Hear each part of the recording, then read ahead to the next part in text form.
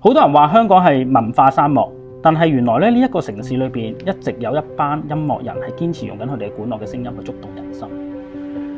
咁其實咧管樂咧係自1841年咧香港開埠開始咧，其實已經係傳入香港嘅第一種嘅西洋音樂嘅表演形態。咁喺1870年開始咧，其實咧英軍定期咧都喺植物公園嗰度舉行免費音樂會。係一啲我哋叫週末嘅一啲音樂會啦，咁係啲免費嘅娛樂俾我哋嘅香港市民嘅。咁軍樂團咧，除咗軍樂之外咧，佢哋亦都會去演奏唔同嘅古典音樂啦。咁喺香港推動呢個西洋音樂嘅發展。好多時候咧，人哋覺得西洋音樂咧係由外國人帶過嚟啦，冇錯，外國人帶咗啲西洋音樂過嚟。但係咧，其實我哋華人咧都有好多我哋華人嘅音樂樂手喺裏邊啦。咁好似咧一次大戰嘅時候咧，就有特別後備警察樂隊裏邊就有一隊華人嘅樂團喺裏邊嘅。香港從來都唔係文化沙漠，無論喺戰前同埋戰後，